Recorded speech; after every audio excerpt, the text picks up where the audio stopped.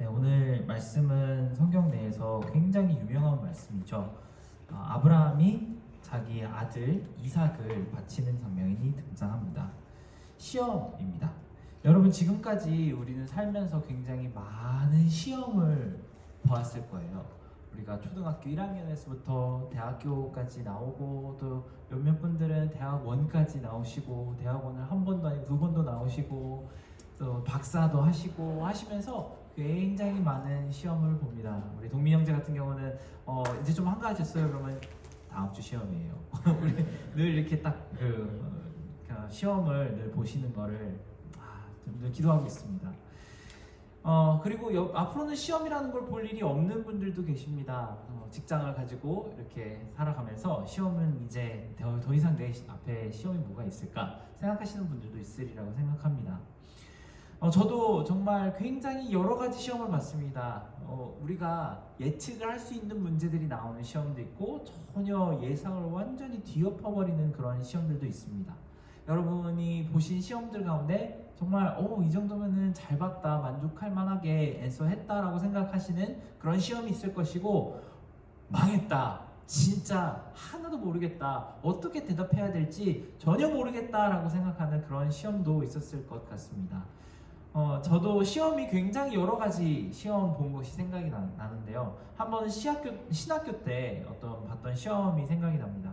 어떤 한 교수님이 일부러 학생들 공부 열심히 하게 하려고 무조건 중간고사 에버리지를 D를 주시는 그런 과목이 있었어요. 아니, 도대체 어떻게 시험 문제를 내길래 에버리지가 매 학기 D가 나올 수 있나. 그래서 정말 저는 수업 노트랑 텍스트북을 거의 다 외우다시피 하고 갔습니다. 그런데 정말 말도 안 되는 문제들이 나오더라고요. 인형구 따옴표를 이렇게 적어놓고 그거 누가 한 말이 이게 이런 질문을 말이 안 나오는 그런 질문들이 나왔습니다.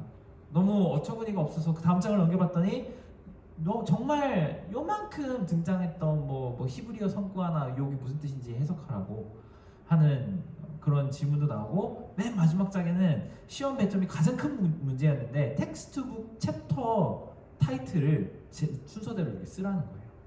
텍스트북을 챕터 1, 챕터 2 이거를 쓰라는 겁니다. 그래서 이렇게 되니까 다 D를 받는구나, F를 받는 사람도 수두룩하게 많고, 이런 질문들이 나오니까 답을 못하는구나. 저는 2시간 시험이었는데 이게 딱 시험 문제를 보자마자 별로 보고 싶은 마음이 안 들더라고요. 그래서 그냥 아는 것만 빨리 쓰고 모르는 건 어차피 생각해도 안 될 거니까, 그리고 20분 만에 내버리고 나왔습니다. 저는 다행히 D는 아니고 C가 나왔어요. 거의 대부분 D, F가 나오고, 꼭 그런 친구들이 한 명 있죠. 혼자 A 나오는 친구.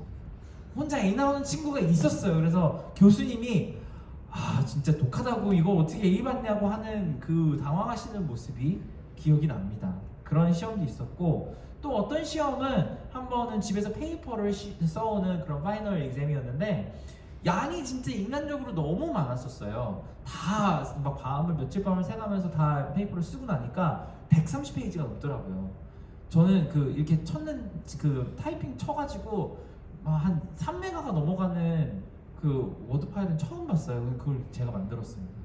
그렇게 해가지고 냈더니 퀄리티가 보고 그냥 다 하는데 집중을 해서 냈어요. 근데 다 하면 A, 조금 덜 하면 B, 좀 반보다 더 하면 C, 반보다 못하면 D, 아예 안 하면 F, 이런 시험이더라고요.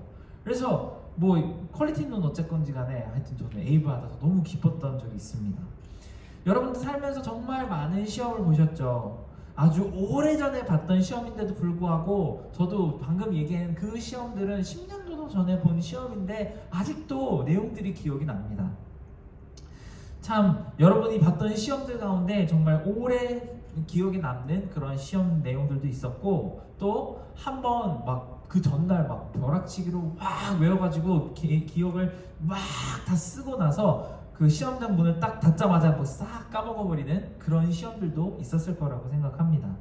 저는 제가 학생일 때 시험을 보면서 굉장히 많이 생각했던 질문이 그거였어요. 진짜 이 시험 왜 보는 거지? 시험이라는 게 왜 있는 거지? 내가 이걸 해가지고 뭐가 조금 더 똑똑해지는 사람이 되는 것도 아닌 것 같고, 괜히 그 약간 교수님들이 학생들을 고문하려고 톨처하려고 만들어 놓은 장치가 시험인 것 같다는 생각이 들었었어요. 근데 나중에 시간이 지나고 저도 그 학생들을 가르치는 직업을 갖고 나니까 시험을 보지 않으면 무언가를 제대로 가르치는 게 불가능하다는 사실을 깨달았습니다. 제가 이제 학생들한테 인기가 많은 선생님이 처음에는 되고 싶었어요. 그래서 시험이 없이 공부를 시켰습니다. 그랬더니 결과가 선생님은 완전히 좋은 선생님이라고 하는데 전혀 배우는 것이 없습니다. 영어를 가르쳤는데 단어 시험을 보지 않으면 단어를 외우지 않아요. 그리고 영어 문법을 가르치는데 문법에 대한 시험을 보지 않으니까 문법은 별로 나는 관심이 없어 그러고 아예 공부를 하지 않습니다. 인생을 살다 보면은 내가 좋아하는 것보다 어쩔 수 없이 해야 되기 때문에 하는 그런 스킬들이 굉장히 많은 편인데 우리가 무엇을 배울 때 중간중간에 시험을 보지 않는다면 아예 노력을 하지 않는 그런 동기가 없어지거나 아니면 내가 얼마나 많이 알고 있는지 내가 부족하게 알고 있어서 더 보강해야 되는 것은 아닌지 나는 이 부분에 대해서 자신이 없는데 알고 봤더니 꽤 이 정도면 잘한다든지 이런 내 스스로가 얼마나 이것을 잘 알고 있는지 얼마나 자신감이 있는지 얼마나 실생활에서 잘 쓸 수 있는지 사용할 수 있는지 내가 시험을 보지 않으면 정말 잘 모른다는 생각이 굉장히 많이 들었습니다. 그래서 시험은 무언가를 배울 때 반드시 필요한 하나의 툴이라는 사실을 저는 배운 것 같아요. 시험이라는 것이 참 볼 때는 어렵고 괴롭고 긴장이 됩니다. 시험에 나는 지금까지 시험을 너무 많이 봐봤기 때문에 나는 시험의 고수야. 나는 마인드 컨트롤 완벽하게 할 수 있고 나는 시험까지 거 보는 거 얼마든지 할 수 있어라고 생각하는 사람은 없을 거예요. 저도 시험 감독을 몇 번 해봤는데 시험을 감독을 할 때마다 과하게 긴장을 하시는 분들이 있었습니다. 토플 시험을 한번 감독을 했었는데 어떤 학생이 토플 시험을 보다가 긴장이 너무 과해서 키보드에다가 구토를 하기 시작합니다. 와 이러고 막 폭포수 쏟아지듯이 막 이게 나오더라고요. 와 너무 스트레스 받아가지고 다 닦고 새로운 키보드를 딱 꽂아줬습니다. 자 이제 좀 열심히 하세요. 화이팅! 할 수 있어요! 그리고 딱 돌아서자마자 와 소리가 또 나옵니다. 또 어떤 사람은 너무 긴장이 돼서 이렇게 타이핑을 치다가 이제 스피킹 시간이 됐습니다. 자 이제 1분 동안 말씀하시면 됩니다. You may begin your speaking now. 삐 이러고 기절을 하는 사람도 봤어요. 눈이 확 이렇게 풀리더니만 119 불러가지고 뺨 때리고 이러세요. 이런 경우도 있었어요. 우리가 시험을 보는 게 인생에 있어서 정말 긴장이 되고 우리가 우리의 제 역량을 발휘할 수 있을지 우리가 배운 것을 잘 드러낼 수 있을지 참 어렵습니다. 오죽하면 예수님께서 주기도문을 가르쳐 주실 때도 예수님께서 우리를 시험에 들게 하지 마옵소서 Lead us not into temptation 이라고 기도를 가르쳐 주셨습니다. 아브라함은 처음으로 믿고 나서 그 신앙, 그 믿음을 제대로 시험받고 있는 그 장면이 오늘 등장합니다. 하나님께서 제출하시는 문제가 굉장히 어렵습니다. 아주 간단하죠. 아들 갖다 바쳐라. 근데 그 내용이 있다면 아들이 더 중요하냐 아니면은 하나님이 더 중요하냐라는 아주 단순한 질문을 던집니다. 하지만 그 내용을 깊이 들여다보면 굉장히 복잡한 시험 내용이 그 안에 담겨 있습니다. 하나님은 이삭을 주시면서 이 아들 이삭을 통해서 복도 주시고 유명해지고 수없이 많은 자손들의 아버지가 되며 그 아들로 인해 축복의 통로가 된다고 말씀하셨어요. 그런데 몇 년이나 지났을까 바로 그 아들을 갑자기 죽이라는 명령을 하십니다. 주셨다 뺏는 것을 넘어서서 25년 동안 계속 하여오셨던 그 약속을 마치 한 번에 물거품이 될 만한 그런 명령을 하신 겁니다. 갑자기 이 아들이 죽고 나면 어떻게 하죠? 이제 새 아들을 낳기도 너무 늦었고 정말 논리적으로 감당할 수 없는 감정적으로도 이해할 수 없는 그런 명령이 아브라함에게 내려진 것입니다.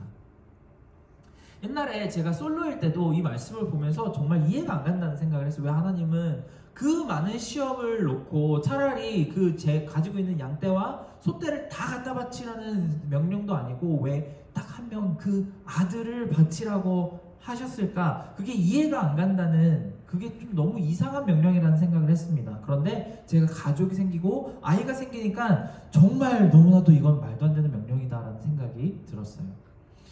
제가 옛날에 첫째가, 저희 아들, 첫째 아들이 지금은 막 뛰어다니고 에너지가 펄펄 넘치는 아이지만 그 2살 반일 때 한번 큰일이 한번 있었습니다. 한번 어느 날은 열이 펄펄 나는 거예요. 마침 열이 이제 좀 어느 정도 이제 해열제로 해서 잡았는데 아내도 열이 또 옮길래, 제가 아이가 열 떨어지고 아내가 좀 아픈 그 어느 한 주일날 아이만 데리고 혼자 교회를 왔어요. 교회에 왔는데 아이는 즐겁죠. 자기 또래 친구들도 있고 막 뛰어다니면서 뭐 캔디도 집어먹고 막 즐겁게 잘 놀았습니다. 저도 예배 잘 드리고 이제 아이를 이제 다 꽁꽁 싸매서 이제 집으로 돌아가려고 하는데 갑자기 반응이 얘가 이상한 거예요. 갑자기 눈이 휙 이렇게 뒤집어져서 한 흰자만 딱 보이더니 마치 애가 전기에 감전된 것처럼 몸이 뻣뻣해지고 이렇게 막 부르르 한 번씩 떠는 거예요. 침 이렇게 막 흘리고 숨을 못 쉬고 너무 놀랐습니다. 저는 그래서 그게 뭐 초킹인 줄 알았어요. 뭘 잘못 집어먹어가지고 목에 뭐가 걸린 줄 알았어요. 그래서 입을 이렇게 벌려서 이렇게 혀도 이렇게 빼봤는데 아무것도 안 걸렸어요. 제 생애 최고의 공포심이 느껴졌습니다. 누가 제 등 뒤에 만약에 칼이나 총을 갖다 대고 있어도 그 상황만큼 무섭지는 않았을 것 같아요. 정말 너무 무서운 그 상황에서 최대한 흥분은 하면 안 되겠다는 생각에 주변에 도움을 요청했습니다. Somebody come here and help me. 막 주변에 도와달라고 막 얘기를 했더니 그 시각에 남아있던 교회 사람들이 다 이렇게 나와가지고 막 애 목에 뭐가 걸렸나, 뭐 누구는 어떤 분이 와가지고 하인리 뭐 이렇게 하는 거 있잖아요. 그것도 해보고 팔다리도 주물러보고 막 애 막 이렇게 뺨들 이렇게 때려보고 하는데 무슨 아무 변화가 없는 거예요. 이렇게 3분, 4분 계속 시간이 흐르면서 저는 마음속에 이러다 진짜 이 작은 아이가 이 내 눈앞에서 하나님 나라로 가버리면 어떡하지 하는 엄청난 공포가 흘렀습니다.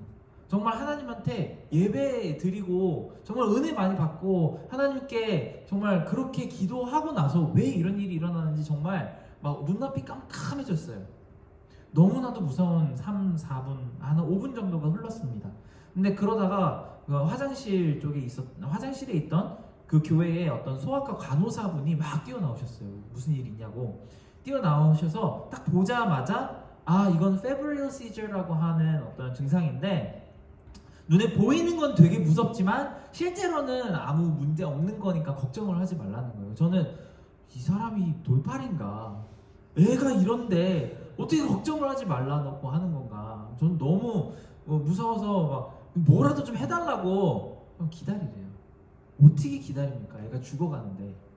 그래도 간호사가 전문가가 얘기를 하는 거니까 마음을 좀 가라앉히고 기다렸더니 애가 다시 얼굴 혈색이 돌아오면서 울면서 저한테 안겨요.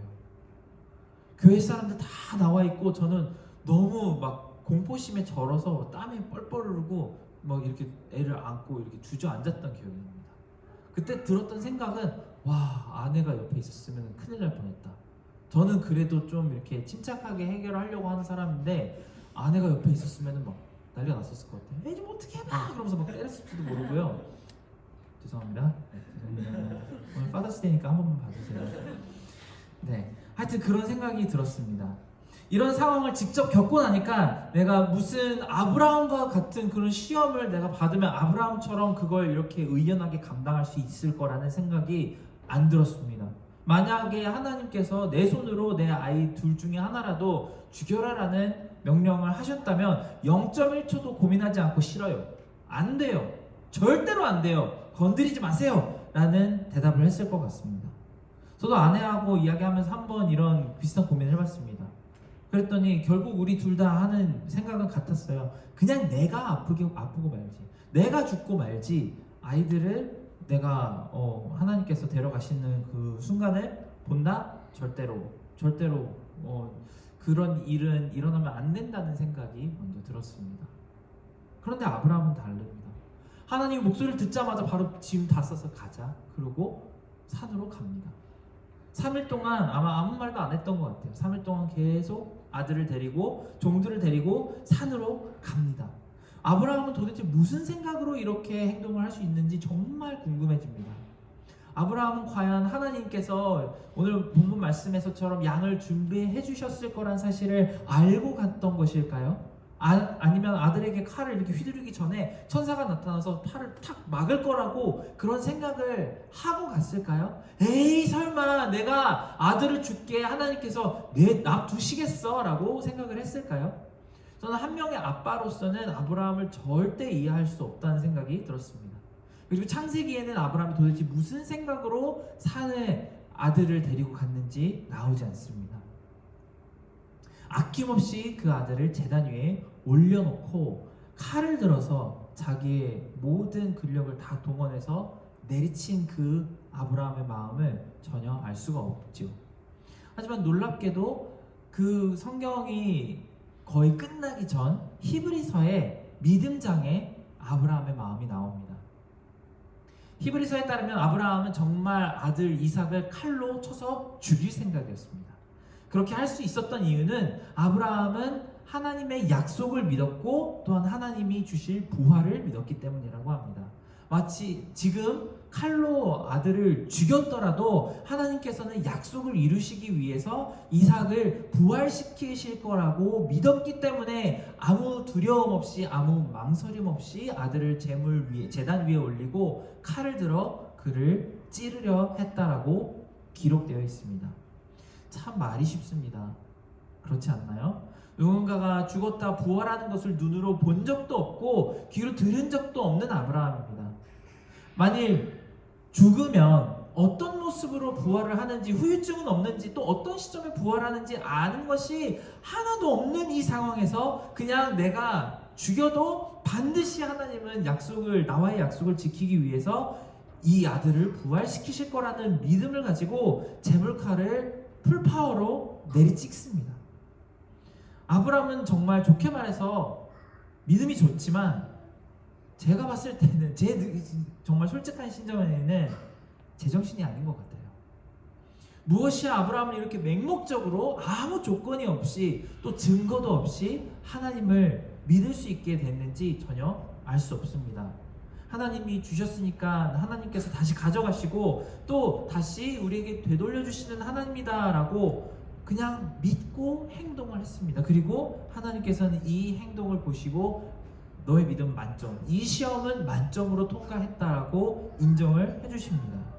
왜냐하면 하나님은 그 마음을, 아브라함의 마음을 정말 거울을 보는 것처럼 보시면서 이 마음에 진짜 아들을 죽음 가운데 내밀어서 하나님께 믿음을 보여드릴 그 마음이 있었다는 사실을 보셨기 때문입니다.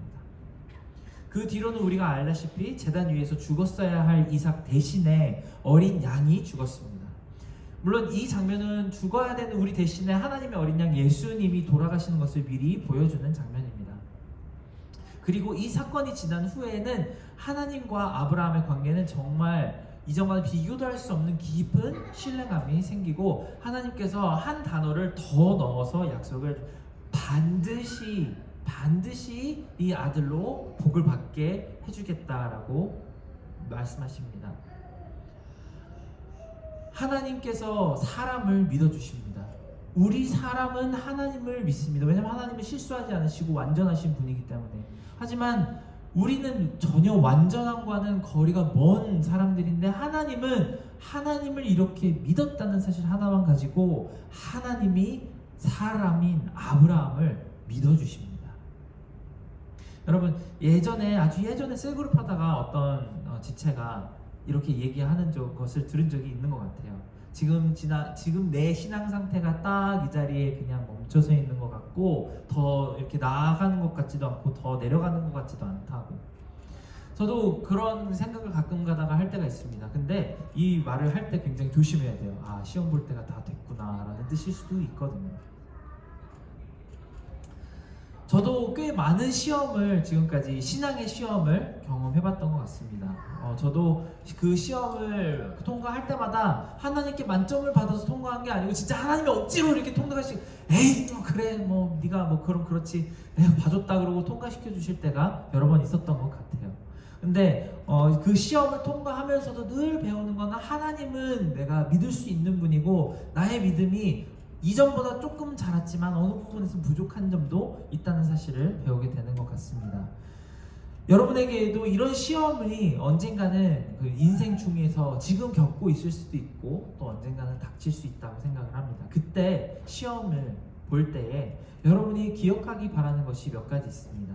고린도전서 10장 13절의 말씀인데요. 나중에라도 한번 꼭 찾아서 보시기 바랍니다. 여러분은 사람이 감당할 수 없는 시험을 당한 적이 없습니다.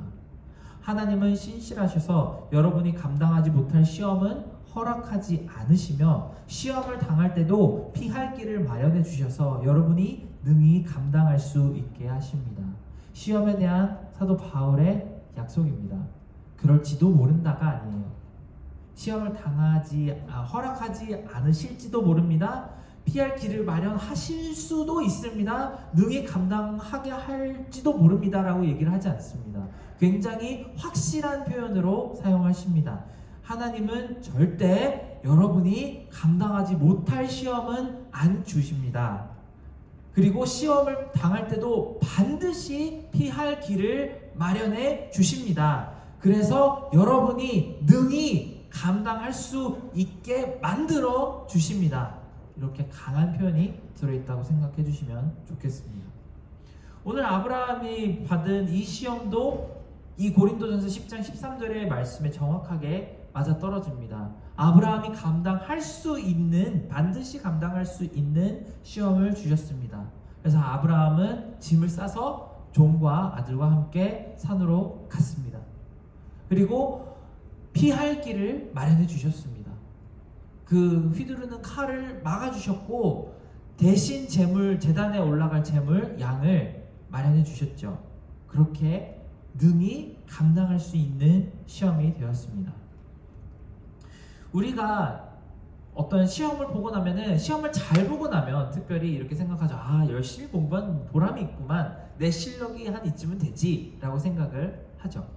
하지만 하나님께서 주신 시험을 통과하고 났을 때 아브라함이 무엇이라고 하는지 한번 곰곰이 살펴봤으면 좋겠습니다.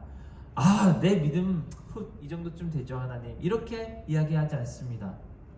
여호와 이레, 하나님께서 나의 필요를 채우신다. 하나님의 시험을 통과한 아브라함이 하는 고백입니다. 우리가 시험을 볼 때 또 우리 인생을 사는 모든 한순간 한순간이 어떻게 보면 시험이 연속일 수도 있습니다. 어떤 시험은 정말 몇 시간에 한 번씩 정말 아주 작게 찾아오는 그런 시험도 있죠. 이 쿠키를 먹을까 말까, 내가 낮잠을 잘까 말까, 연습을 하지 말고 놀러 갈까 말까, 열이 받는데 한바탕 뭐라고 할까 말까, 이런 자그마한 시험도 있고, 때로는 제가 아까 저희 아이에 대해서 이야기했던 것처럼 정신이 멍해질 만큼 큰 시험도 찾아옵니다. 그렇지만 이 작고 큰 시험들을 내 인생에 닥친 비극이라고 생각하지 않으셨으면 좋겠습니다. 우리가 학교에서 보는 시험들과 굉장히 비슷해요. 우리가 시험을 앞두고 있을 때 보는 그 시험의 동안에는 굉장히 스트레스 받고 어렵지만 그 시험이 딱 끝나고 나면 여러분 뭐 하시죠? 나가서 놀죠.